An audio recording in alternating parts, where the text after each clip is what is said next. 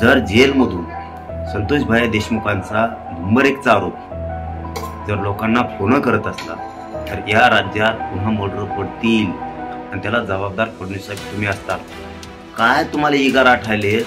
विनाशकाले विपरीत बुद्धी अजितदादा यालाच म्हणलं जातं. विनाशकाले विपरीत बुद्धी वारकरी संप्रदायाचे संस्कार शिकवण आणि ती मन तंतोतंत अजितदादाबद्दल आणि फडणवीस साहेबांबद्दल खरी व्हायला लागली. तर आता फाशीच्या शिक्षेकडे तातडीने सुरू जाऊ द्या आणि याची सखोल चौकशी करणार. रस्त्यावरती अजितदादालाही सांगतो आणि फडणवीस साहेबांना सांगतो, रस्त्यावरती आता आम्ही येणार. पाटील, वाल्मिक कराड हा जेलमधून लोकांना फोन करत असल्याचा आरोप विधान परिषदेचे विरोधी पक्षनेते अंबादास दानवे यांनी केला आहे. माझ्यासमोर एकाला वाल्मिकचा फोन आल्याचा आरोप दानवे यांनी केला आहे. यावर आपलं मत? पहिले शॉकिंग विषय ऐकायला मिळाला या राज्यात. गृहमंत्री फडणवीस साहेब बारकाईने लक्ष घालावं. हे राज्यासाठी घातक आहे, इतकं घातक आहे की एखादा आत्मघातकी दहशतवाद्यापेक्षाही घातक आहे, महाघातक.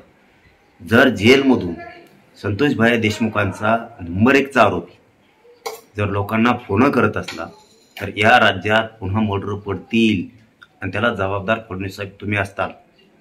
अजितदादा तर वेगळंच स्वप्न बघतायत की ज्या त्या सारमाड्याला का कारमाड्याला कोण त्याला पाठबळ देणारा माजी मंत्री होता आणि त्यालाच मंत्रिपद द्यायला जणू तुम्ही आता पुन्हा.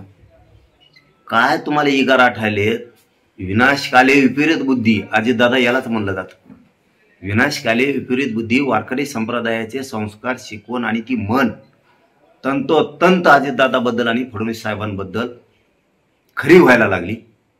की विनाशाकडं बहुमतात गेलात तुम्ही, पण विनाशाकडे चाललात तुम्ही. कारण महादेव भैया मुंडेचे आरोपी तुम्ही पकडत नाहीयेत. का? तर तुम्हाला गुंडाच्या टोळ्या चालवणारा नेता जागवायचा.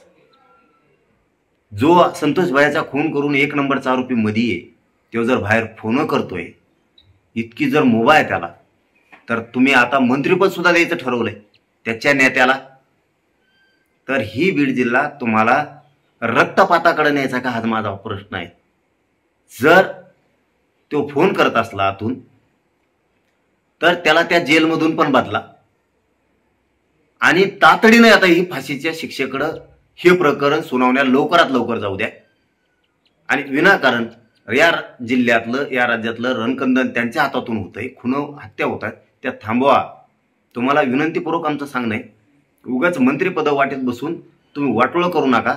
आणि तो बोललाय तर आता फाशीच्या शिक्षेकडे तातडीने सुनावणी जाऊ द्या आणि याची सखोल चौकशी करणार. रस्त्यावरती अजितदादालाही सांगतो आणि फडणवीस साहेबांना सांगतो, रस्त्यावरती आता आम्ही येणार.